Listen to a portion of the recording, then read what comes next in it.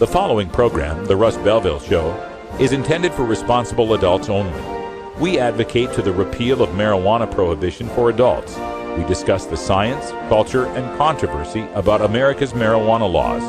We do not advocate any illegal activity and encourage all listeners to learn their state and federal marijuana laws. Opinions and claims made by guests and advertisers on The Russ Belville Show are their own, and The Russ Belville Show cannot be held legally responsible for their validity or reliability. Viewer discretion is advised.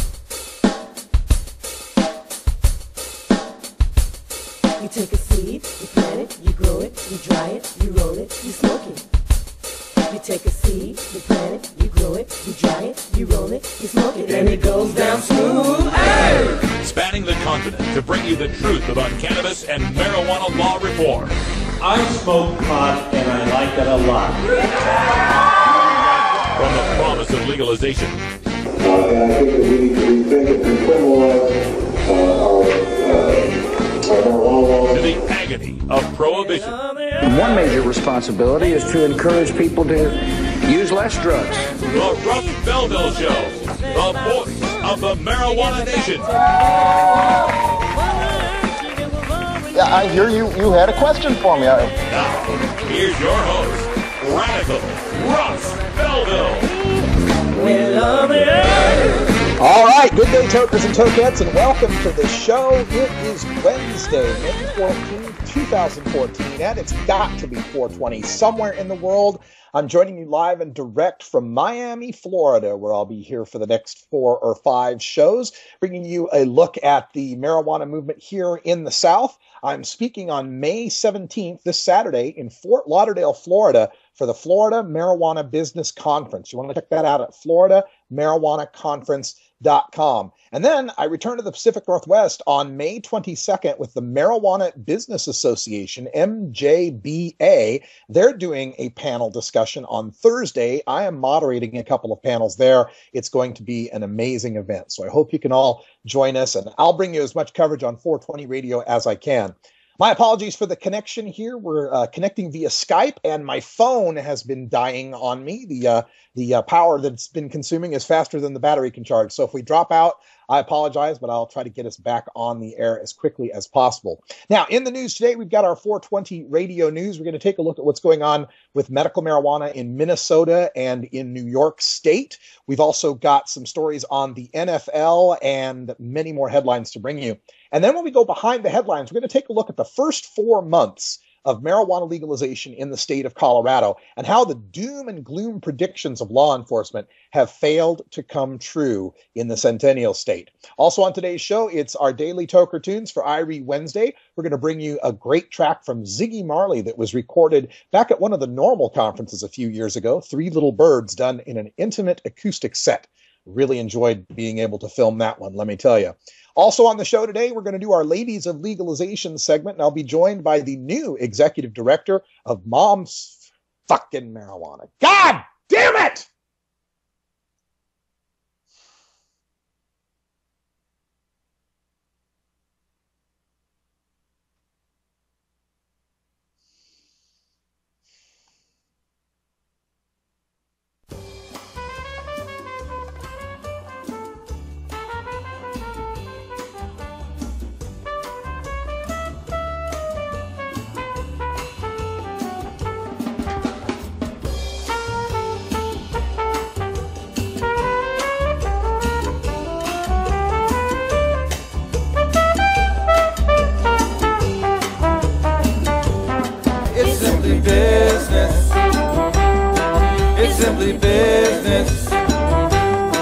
It's simply business, you know why they won't let us grow. It's simply business. We'll be right back after these messages from our 420 friendly sponsors. Support these advertisers because their ad money goes straight to the Russ Belville Show.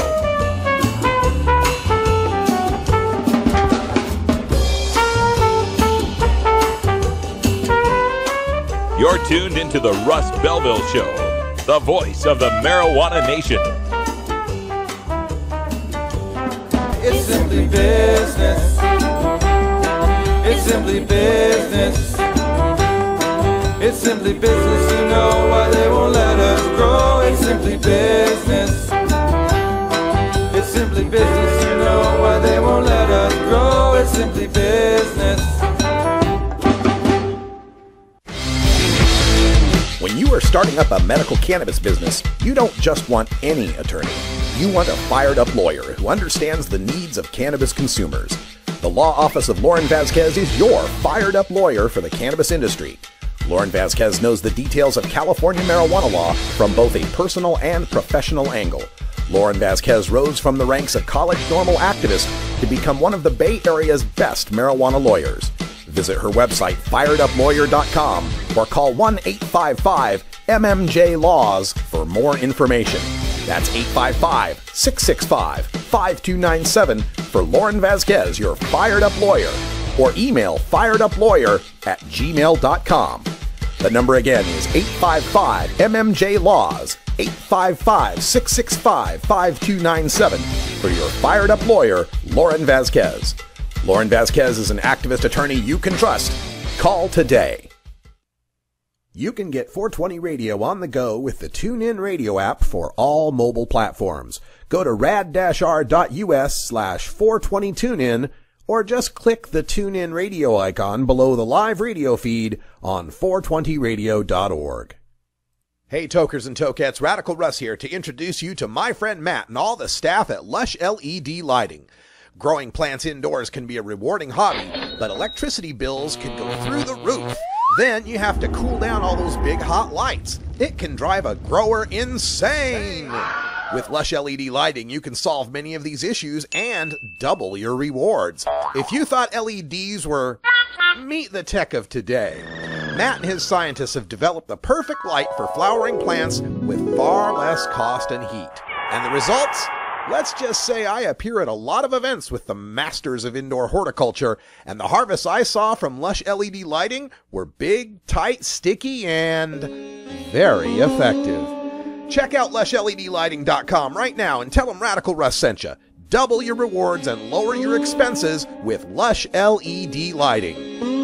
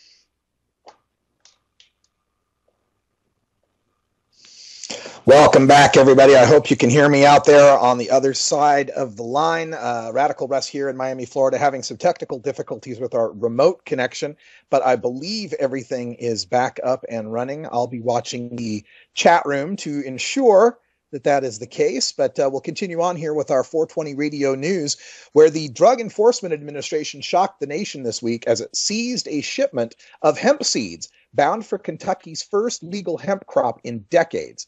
Not just state legal, but federally legal, as Congress recently passed amendments to the Farm Bill that allowed states like Kentucky and 9 others with existing hemp laws to begin planting and studying hemp as an industrial product.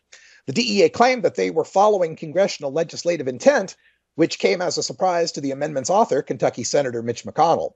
The 250 pounds of viable hemp seeds from Italy were finally released by the DEA late Tuesday after lengthy conversations by phone with Kentucky Agricultural Commissioner James Comer, who had planned to sue the DEA in federal court if it did not relent by today. The hemp seeds will be planted Friday in a ceremony that will include Vote Hemp and Growing Warriors, a veterans group that teaches agricultural skills to returning veterans. Meanwhile, in Kentucky, parents who championed the Bluegrass State's passage of a CBD-only medical marijuana law are finding out that it isn't helping their sick children. Doctors there are telling patients it may be years before the first trials begin in Kentucky, partially due to the fact that the use of CBD, allowed by state law, requires approval from the FDA for a clinical trial. Then there is the expense, estimated at potentially $10,000 per participant. Also at issue is the state's lack of any CBD production, forcing any CBD oil to be used in the state to be imported from Colorado or elsewhere in violation of both Colorado and federal marijuana trafficking laws. Another consideration is that in any clinical trial, there's a 50% chance your child will be in the placebo control group, receiving no CBD oil at all. Many Kentucky parents have given up waiting and have moved to Colorado. The governor of Minnesota and his supporters in law enforcement are threatening the viability of Minnesota medical marijuana. Competing versions of the bill in the House and Senate are currently being negotiated for a compromise to bring to Governor Mark Dayton's desk. The governor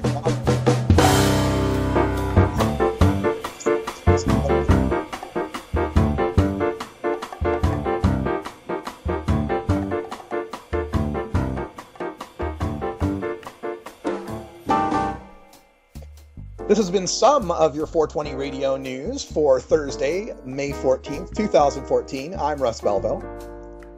When we come back, we'll go behind the headlines and take a look at last year's pronouncements from law enforcement and opponents of legalization, how deadly, dangerous, and crime-filled Colorado would be today under legalization. You're listening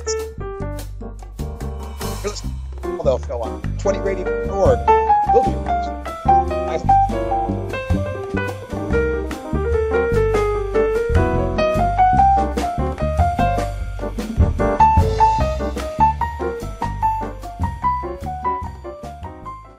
I'm Radical Russ Belville, and I want to thank you for listening to 420 Radio.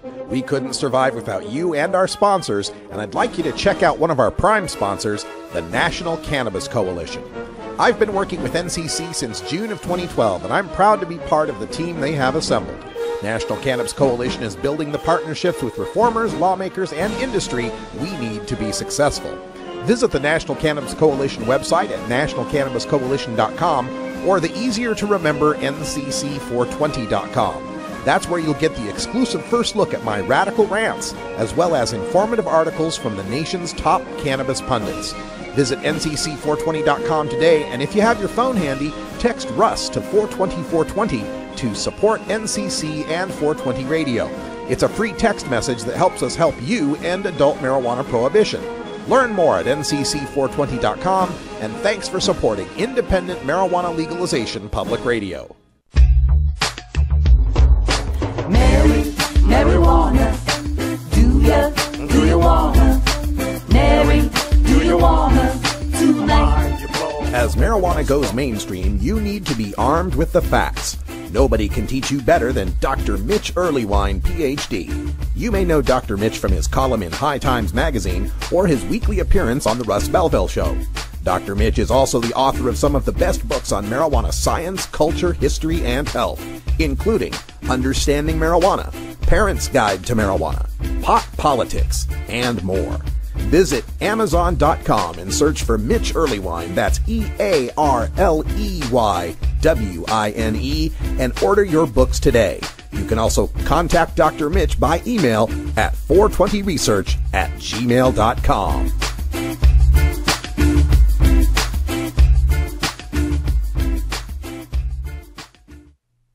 The Hollywood Hemptress Hour with professional comedian and former reality star Terry Joyce from Portland, Oregon, replaying Tuesdays at 12 Pacific on 420radio.org. Welcome back, everyone. Time for us to go behind the headlines, and we're actually going to go back in time and look at some of the headlines from 2013 as Colorado was deciding whether or not to legalize marijuana. CBS Denver reported in February of 2013, Sheriff in California says Coloradoans will regret legalizing marijuana. This was an interview with the sheriff of Mendocino County, Tom Allman, who says the voters in Colorado will regret the decision to legalize marijuana because crime will also increase. He says marijuana has led to a spike in violent crime and growers aren't the only victims. Quote, thugs put on masks, they come to your house, they kick in your door, they point guns at you and say, give me your marijuana, give me your money. End quote, Sheriff Allman said. He also said, quote, mark my words, 3 years from now, find out what they think of it. They'll say, wait a minute. Another set of headlines comes from the Denver Post. This was from July of 2013. Denver DA's version of a violent medical marijuana industry questioned. This was Denver District Attorney Mitch Morrissey, who said, quote, we've had 12 homicides directly related to medical marijuana. We've had over 100 aggravated robberies and home invasions. Many of you probably didn't read about the double execution style homicide that we had here in Denver, where people were laid down on the floor and executed because they were running a medical marijuana outlet, end quote.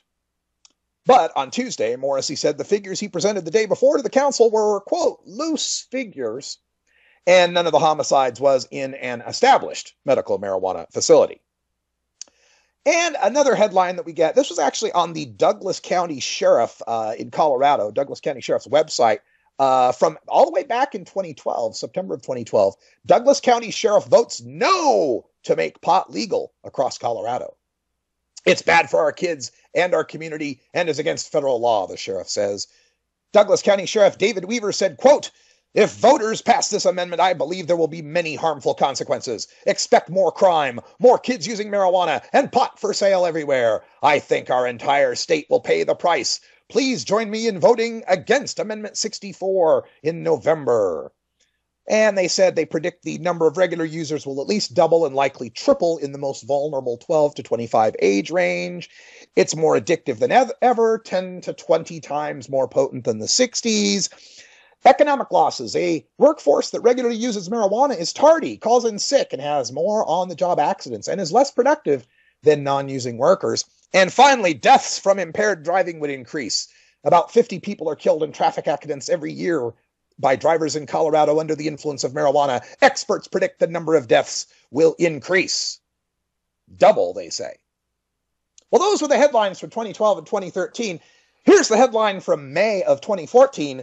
Crime still isn't devouring Denver 4 months after legal pot. This one comes from Huffington Post, and they point out that overall violent crime in Denver for the 4-month period that includes January to April fell 5.6% from the same period a year earlier. Crime is down in the 4 main categories of violent crime: homicide, sexual assault, robbery, and aggravated assault. Property crime dropped 11.4% from the first 4 months of 2013. But what has soared is revenue from legal marijuana sales. Marijuana shops brought in nearly $19 million collectively in March, up nearly a third from about $14 million in February. Nearly $13 million has been added to state tax coffers, $7.3 million of that from recreational marijuana. The use of marijuana among youth and among adults in Colorado has remained steady at about 8%. The number of fatalities on Colorado roads has fallen. The number of DUIs and marijuana-impaired driving citations has fallen. The number of kids that are still in school has stayed about the same. It does not seem that marijuana is causing any of these harms that these opponents were predicting.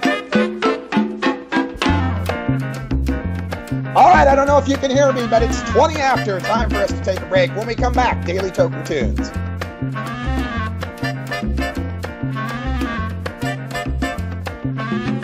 Oh, have you ever met that funny reefer man? A reefer man. Have you ever met that funny reefer man? A reefer man. If he said he swam to China, he would sell you South Carolina. Then you know you're talking to that reefer man.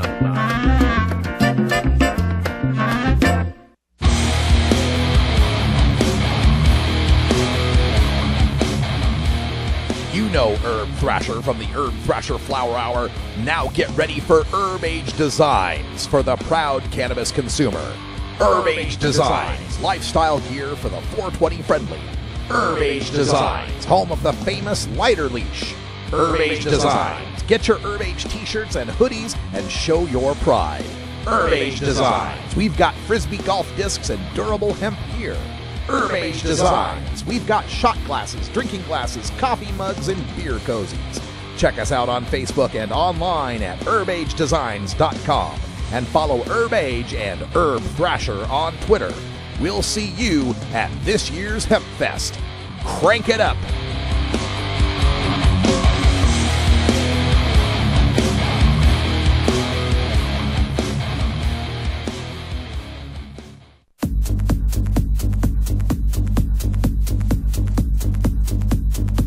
Support the Russ Belville Show. Text the word Russ to 420-420 and connect with the National Cannabis Coalition. You can also send $10 to the Russ Belville Show right from your smartphone. That's Russ to 420-420. You're listening to Radical Russ on the Russ Belville Show.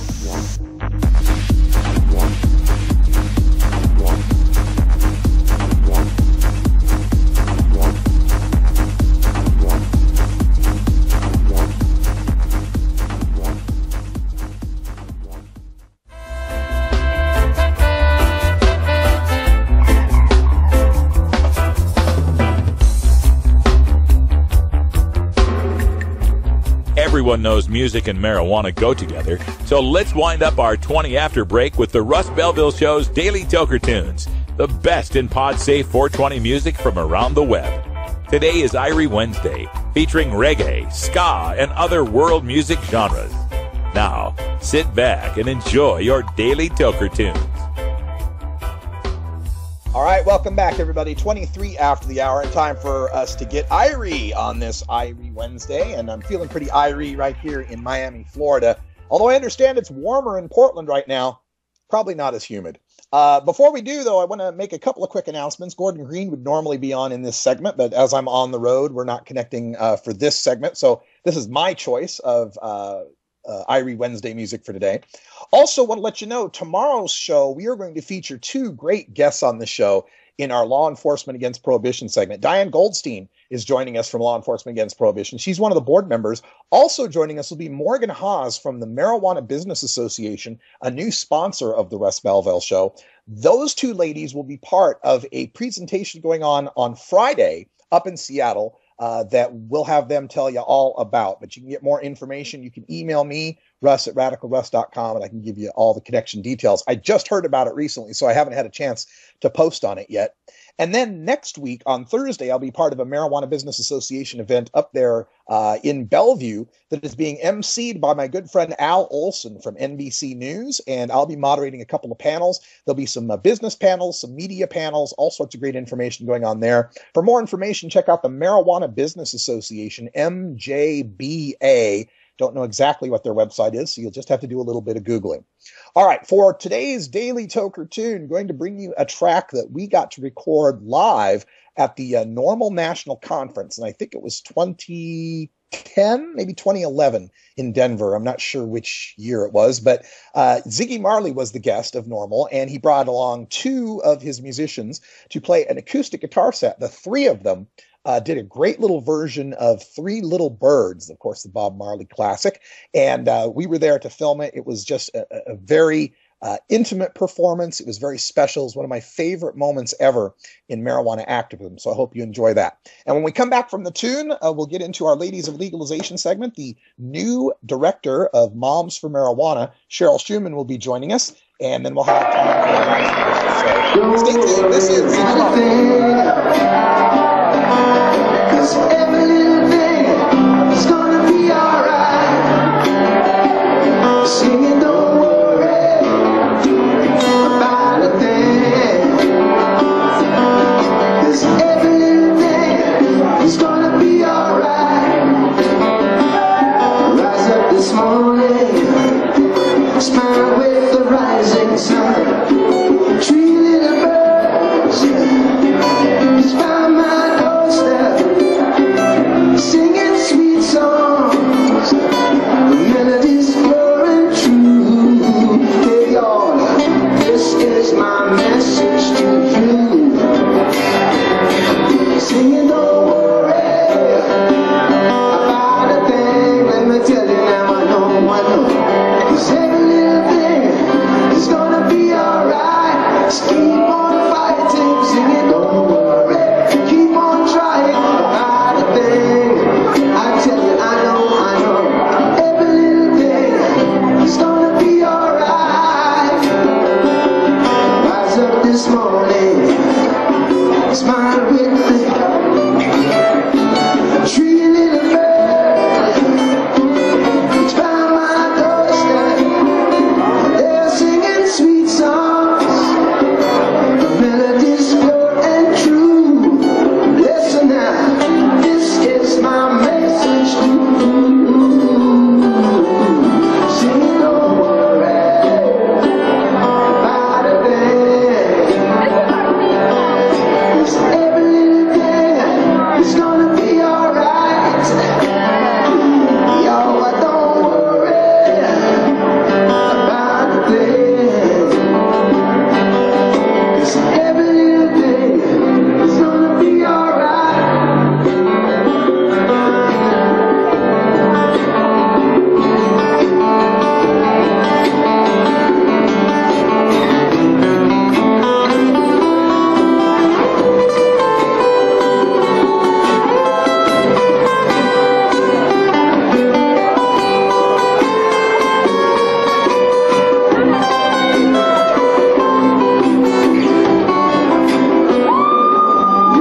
This morning, smile with the rising sun.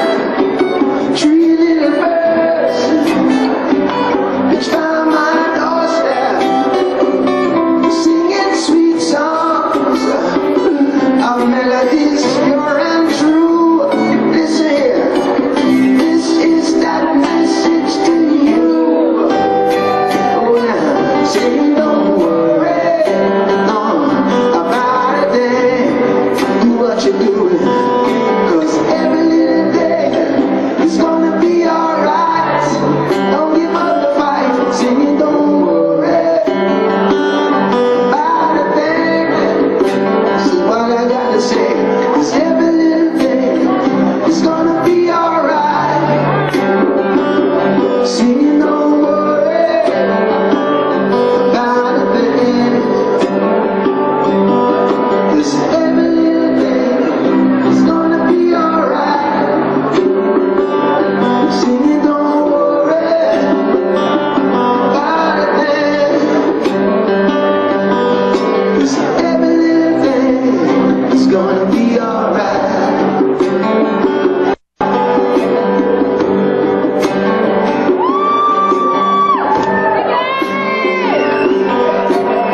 Every little thing is gonna be alright.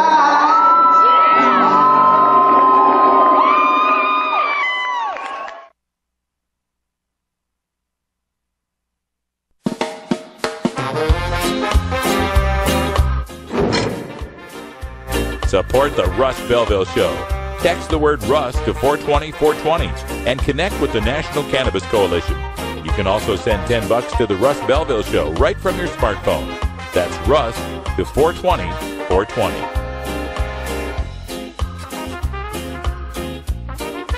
You're listening to Radical Russ on the Russ Belville Show.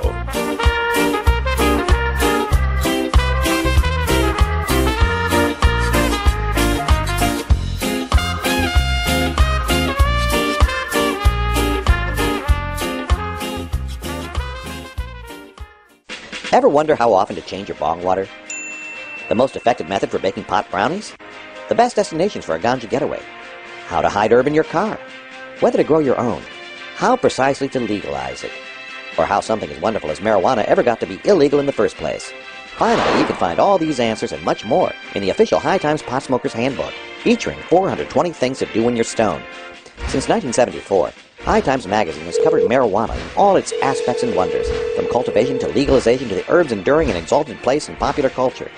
Packed with inside information, the official High Times Pot Smoker's Handbook rolls all of this collected wisdom together into a single indispensable ganja guide, including an entertaining look at marijuana's history, profiles of herb-friendly travel destinations and festivals, favorite potluck recipes from the High Times staff, smoking skills, advocacy and activism, essential marijuana movies and songs, profiles of famous cannabis strains, comprehensive growing information, celebrity endorsements, and much more.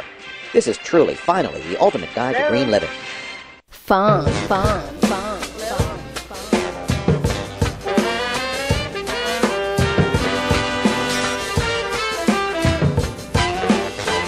Oh, hello. I'm Big Daddy, and I want you to join me at the Funky Roller Ring. We're partying hard over here, baby. So stop on by, check out the funky grooves, and shake your booty too. Don't get in too deep, brother. Don't get in too heavy. Don't get so you can move about whenever you get ready.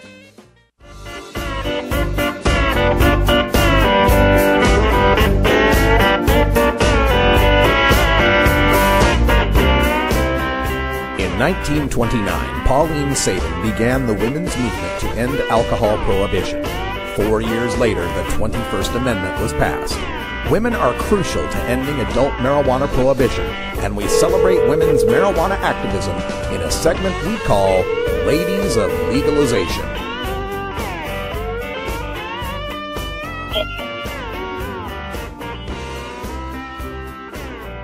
Hello? Hello? Hello?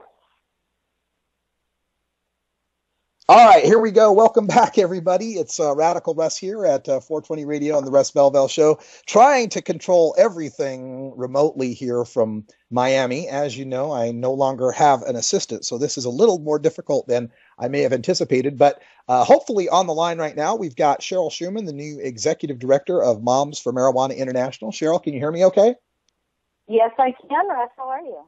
Oh, good. It's a miracle. I got us all connected. Glad that worked out. All right. So just wanted to talk a little bit about the new position that you've taken at Moms for Marijuana. Tell us a little bit about the organization and how you came to become the executive. Well, it all started back when I first met Sarah Frank. I met Sarah Frank right about the same time I met you, when I was going around and going to all the activism conventions and whatnot. And this was shortly after, I'd say 2007 or so. And I met her then, and Sarah's about the same age as my daughter, so like instantly, I'm a mom. I'm a 54-year-old mom, and we have, children that age. So, I was really struck by her because, first of all, she's disabled.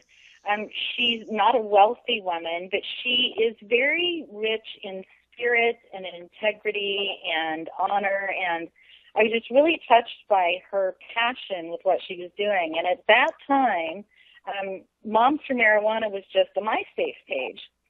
And she moved shortly thereafter over to Facebook and, ran a completely volunteer organization. What really impressed me with her is even though she was living on disability and barely getting by, this is a young woman who took her disability money and would pay for flyers and posters and the food at these, gatherings that she would hold for other young moms. And, I was just really impressed with that and really inspired by her. And so we stayed in touch, completely over the years. And as you know, back in those days, I had just come through my illness and was with Beverly Hills Normal at the time. And so we really bonded on, women in the movement, the need for women in the movement. And as we all know, following in the footsteps of women like Pauline Sabin back in the 1930s, it's women that have really led the fight against prohibition. So, when you see women like that who are that driven and that passionate, and then I go back to like a Beverly Hills locality where people take everything for granted, and I was always really surprised, to be perfectly frank, about the lack of participation in such a huge city like Los Angeles, because when I was with Beverly Hills Normal, it was very difficult to get anyone motivated or activated. And so, when I met Sarah, I was just really inspired by her. So, we went through Beverly Hills Normal, and I would run into her at the Seattle Hemp Fest and different Normal events and whatnot. And so over the years, we stayed in touch, and then fast forward to the Normal Women's Alliance. We were both on the original steering committee for the Normal Women's Alliance. And that's where, we really, got to know each other better. And because we both were suffering with illness as well, we really bonded. And I think we were a really good source of strength for each other, and really getting to know each other, even though it's online. And, you know how the internet is. You can get to know each other better online than some of the people in your own family, right? But, yeah.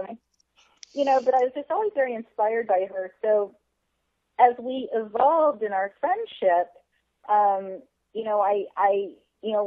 the Normal Women's Alliance changed, and I went in a different direction. And at that time, I was with Push Magazine, and then that went in a different direction. And I really kind of decided to focus more on what I did for a living before, I got sick, and that was media and public relations and marketing. So, I made a very conscious decision, and as you know, because you've known me probably longer than any other activist in the community. To me, it's always been my dream and my vision to witness and perhaps cause a convergence of celebrity culture, mainstream culture, and cannabis culture, because for so many years now, we've had tremendous, success amongst the cannabis community. But to really get past that tipping point, I think we're seeing that in the mainstream media now. 2 years ago, you would have never seen a positive story about cannabis in mainstream media. So I think that, for lack of a better word, by normalizing cannabis and mainstreaming it in a way that someone who's a teacher or a doctor or an attorney in New York City or, places that are extremely influential in mainstream culture, that's when you start to see real change. So Sarah and I, many, many times over the years, we've brainstormed and talked about, media strategy and just women in the movement and the need really for, a true sisterhood and, mentoring young women and, just really creating, more accepted mainstream things so that when you're out there and you're talking about cannabis, it's not so taboo. And it's, my goal at some point would be to make this as normal as sitting down and having a glass of wine at dinner and have it be that publicly accepted, and just it's not that big of a deal. Well, that's something we've seen in your media appearances, and we've seen throughout the promotion of Moms for Marijuana here is a kind of a lifestyle that's not associated with tie-dyes and Birkenstocks and long hair, but one that's a little more accessible to the mainstream. As we look at polls for legalization, we almost always find women 5 to 10 points behind men in their support for legalization. Do you think it's partially this image problem, and that what you're doing may help bring more women into legalization? I absolutely do. I mean, I think the overall problem has been an image problem. And, when you come from a world of branding and PR and media and strategy and all that, which is what I did for, decades, I look at this and it's simply a rebranding campaign. Just how cannabis got a bad reputation and was demonized as reefer madness and the devil's weed and all that sort of thing.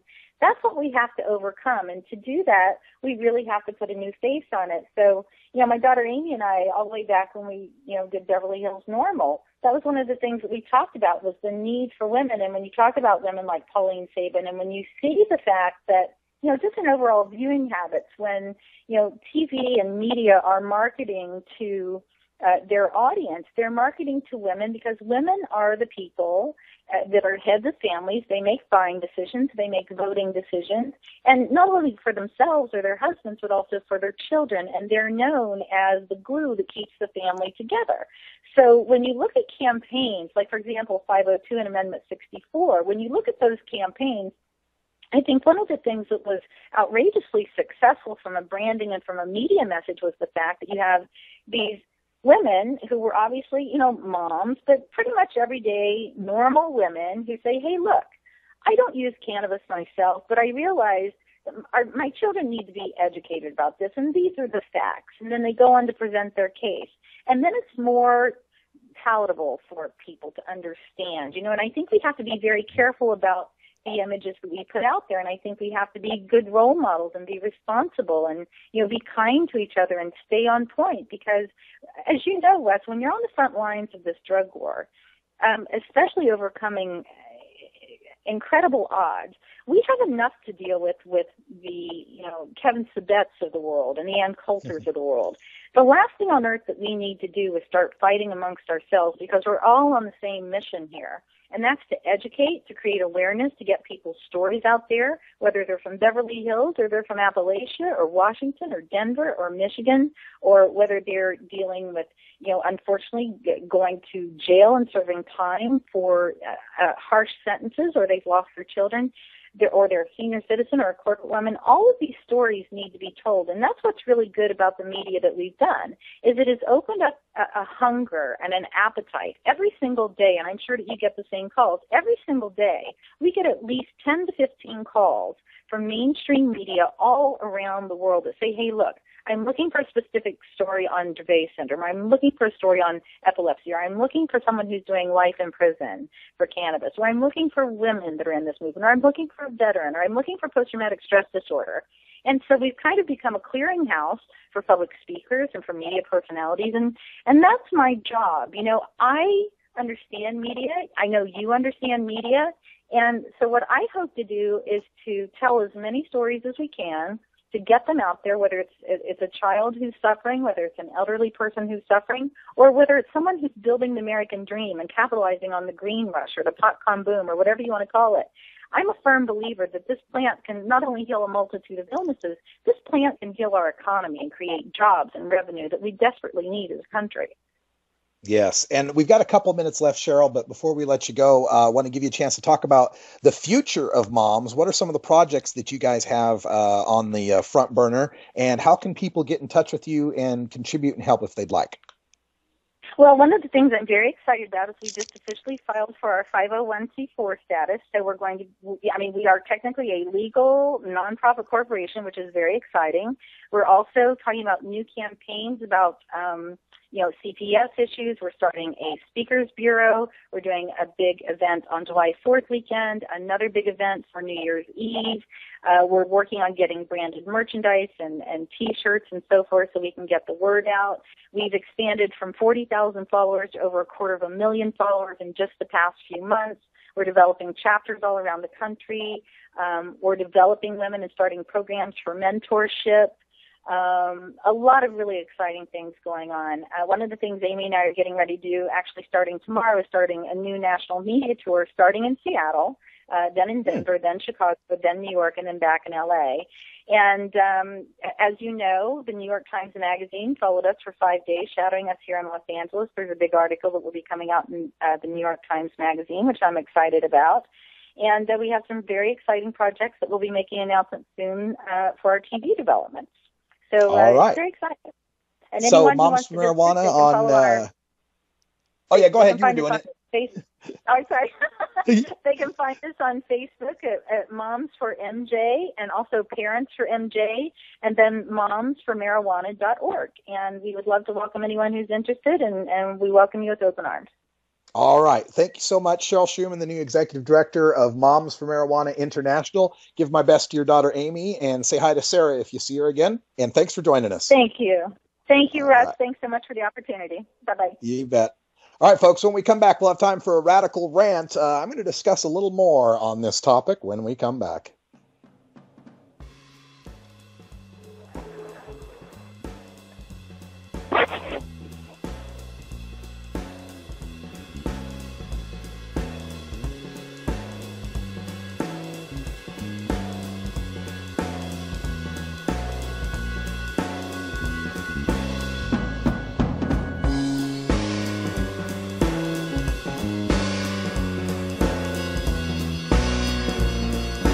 We'll be right back after these messages from our 420 friendly sponsors. Support these advertisers because their ad money goes straight to the Russ Belville Show. You're tuned into the Russ Belville Show, the voice of the marijuana nation.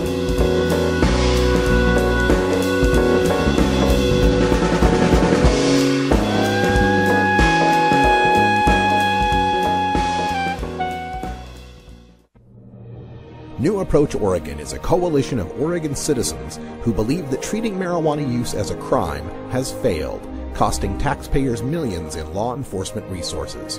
We believe it's time for a new approach on marijuana, and that Oregonians deserve a chance to decide in the 2014 general election.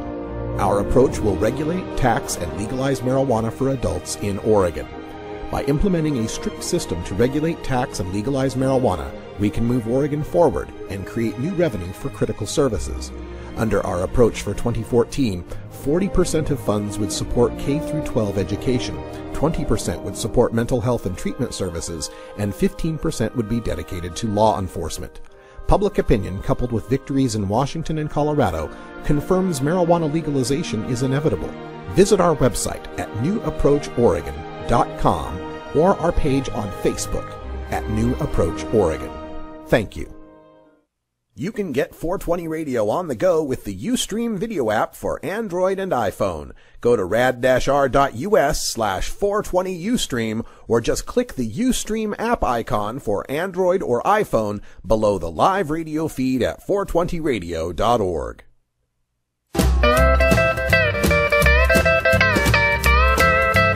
When I was in England, I experimented with marijuana a time or two, and I didn't like it, and didn't inhale, and never tried it again. I think you'd probably be a lot cooler if you had, Mr. President. I said, hey, do you have a joint, kid? Sure would be a lot cooler if you did. Light it, don't hide it. Light it, don't hide it. Oh, light it, don't hide it. Light it, don't hide it. Just light it, don't hide it. Fire up right You want answers?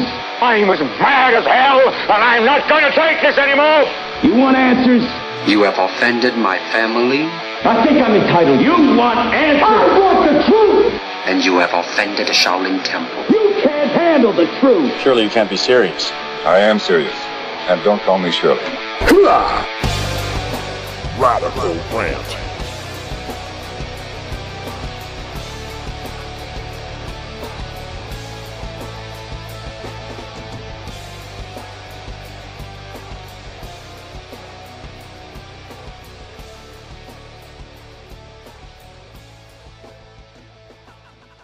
All right, welcome back, folks. Time for us to go on a radical rant, and we're going to talk a little bit about my last guest, but we're not talking about her directly, more what's going on around her in a piece I call On the Hate for Cheryl Shuman. Hate is a compelling thing. It can be more addictive and more powerful than cocaine. You come to see the object of your hate not as a person with human failings, but a monster to be demonized. The hated becomes an effigy, and grows beyond the original perceived slights and actual wounds to encompass hate for concepts, ideas, and paradigms associated with the hated. As the hate consumes the hater, those outside the hate field can no longer see the original slights and wounds, but only the negative energy expended by the hater. Thus, I begin my discussion of my friend, Cheryl Shuman. Cheryl has become the executive director of Moms for Marijuana International. The announcement has stirred up a hornet's nest of hate for her and revived all the internal maradrama I've come to loathe about this movement. And the problem for me is many of the people who are the hornets are my friends too. I come here not to praise Cheryl and not to bury her. I come here to examine this public hate for her that does us as a movement no good. If you're my friend and you have a personal issue with Cheryl, and look, I've read your blog posts, I've read your Facebooks, I've read your web pages, I've even spoke to some of you personally about this. If you've got an issue with her, I don't begrudge you your right to feel hate or whatever you like. That's your business. I don't judge either side. But don't try to bring me into this whose side are you on game. I had a very prominent friend of mine at the last cup tell me if my girl showed up, Oh, X, Y, and Z is going to happen. My girl, who the fuck am I, Smokey Robinson? If you got a problem with her, you deal with it. Don't play junior high games with me. In all my experiences with Cheryl, and I was the first one to meet her, she's always been kind and helpful to me. I know the haterade chorus out there will say, oh, you're being used for your cannabis celebrity, like it's some sort of cynical manipulation. You know, some of the same people claim I have no celebrity, so I don't know how that works. You can figure it out for yourself. But I don't know. I can't read their minds. I don't know what the hate's all about. But what I do know is that when I've had numerous gigs in Southern California, rather than having to spend hotel money, Cheryl let me crash on her couch, like lots of activists do for me all around the country. When an LA event got moved last minute to San Bernardino, she let me borrow her car to get out there and keep it for the weekend so I could get back to LA. When someone prominent in the movement stiffed me money I was owed, leaving me broke on the road, Cheryl loaned me $100. When one of the top extract makers in the country got me over-globbed in his LA hotel room, Cheryl was the one dealing with me puking all over the front seat of her Prius and eventually picking me up out of the gutter of an LA street from a pile of my own vomit. And yes, Virginia, you can overdose on THC. You're not going to die, but you will feel like it. And as friends go, she's done everything but help me move across town, bail me out, or hide a body. Okay, I only have need for those first two so far.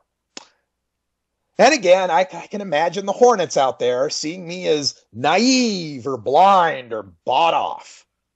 Some are crass enough to think we've had a sexual relationship, and for the record, no, not even in a Clintonian sense. But I don't think I'm blind to Cheryl at all. I know who Cheryl is. I know what she's up to. She's a survivor in Hollywood, the sharkiest of Shark Tanks there is. Yeah, you can mock Optician to the Stars and denigrate her, 8, 9, 10 national and international television appearances in the past couple of years. But when a 50-ish woman in Hollywood is getting repeated national television exposure, that in and of itself is a talent. And that's what I saw in Cheryl, the talent to get on TV. Now, while Alan St. Pierre, Mason Tvert, Rob Campia, Ethan Nadelman, and Steph Shearer do fantastic work, nobody outside the insular world of drug policy reform has any clue who the hell they are.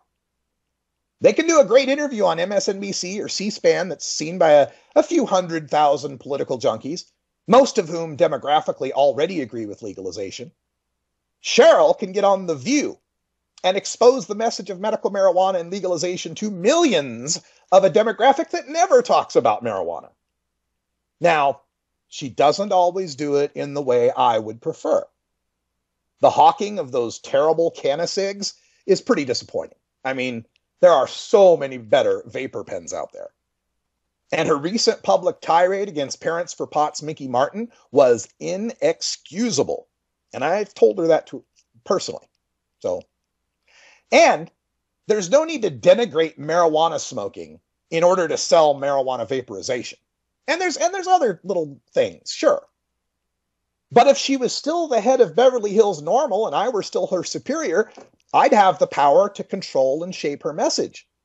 Instead, California Haterade forced me to terminate her charter, even though all she had done to that point was pour in a few $1,000s of her own money to make chapter swag. So she's left to shape her own message, a message that some of the cannabis family doesn't like. So they respond to her with massive hatred and threats, guaranteeing she won't take any direction from any of them on how to better shape the message. And she's forced to have to get financial support somewhere and turns to a company that's not yet tainted by the smear campaign against her. And sadly, so many people are so locked into their hate and their campaign to have Cheryl, I don't know what, tarred and feathered, ridden out on a rail, blacklisted, boycotted? Who really thinks that's going to happen? We can't even get the marijuana movement to agree on whether saying marijuana is bad or not. Anyway, so locked into their hate they are that they can't see the bigger picture of how things look from a mainstream point of view. Coming out soon, there's going to be a New York Times Magazine piece on Cheryl Shuman. I was interviewed for it at length, as were many others, including some of the Hornets and some of my activist friends. As the reporter questioned me regarding the Cheryl hate, he mentioned how some of the Hornets didn't seem very credible. I'm interested to see how this piece reads, but my bet is that the Hornets are not going to like it very much, as it will expose how the mainstream sees this Mara drama, and it won't make the activist side look very good. For instance, if you're referencing Encyclopedia Dramatica for your sourcing, mainstream reporters don't take you seriously. Here's what the mainstream sees. They turn on their usual show, Ricky Lake, The View, whatever, and they see this smartly dressed, professional-looking, mature blonde lady. She's talking about the medical benefits of vaporizing marijuana. The video runs showing her upscale, elegant living space. She's hosting a cannabis edibles luncheon with other respectable, approachable-looking women. We come back to the studio for a discussion with Cheryl and the medical marijuana patient she's brought along to tell their story. And so mainstream Mary, when she is watching this, says, wow, they don't look like stoner potheads at all. They don't look like a stereotype. Maybe medical marijuana is a good thing. You get it? The background dramas don't make it to air. The public sees someone who represents the next phase of marijuana, the mature, business-oriented, professional legal marijuana world. So what's wrong with that? Isn't that a net good for the movement? The haters will say, oh, she's all in it for self-promotion. Okay, fine. Let's suppose that's true. If that self-promotion is attached to a positive image of a marijuana consumer, what's the problem? If that self-promotion is getting the stories of real patients to the mainstream masses, what's the problem? Now, I know the tales from the people she's brought onto the national television stage. They're my friends. And it matters not how it happened or who emailed who first or what promises were made or broken or perceived or whatever. To the mainstream perspective, here's a professional woman promoting medical marijuana, and these are some of the patients she is helping to expose their stories nationally. That's all they see.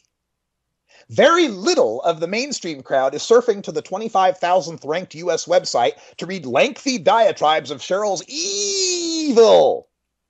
But if they do, what they will perceive isn't that Cheryl's evil, it's that this nice, attractive professional lady who got people on national TV is now being attacked by those people. And people will perceive that the bong-ripping, tie-dyed, long-haired, stereotypical medical marijuana potheads are attacking her as well. And they're going to think, well, if those people hate her, she must be onto something good. Now, the Hornets will say this has something to do with integrity, that somehow we as a movement must expose her deceit and lies and shameful self-promotion and whatever other buzzword I've forgotten. All right, let's say that's successful. The nice professional lady who was seen as a promoter of legalization and is now the head of Moms for Marijuana is torn down and exposed. That helps marijuana legalization. How? Gee, if the mature professional lady is so bad, they'll think, how awful must those other pot smokers be? We're going to continue this rant into hour 2. It's Toker Talk Radio. Thanks for sticking with us. I don't know if you can hear me right now, but until next time, take care of each other, Tokers. We love the earth. So you gotta protect it. The mother earth, you got to respect it. By using that land, what gives so much. All papers for us. So you know we'll find the beat on about the plant the mother has grown. This time around, you know if you haven't heard, we love the earth.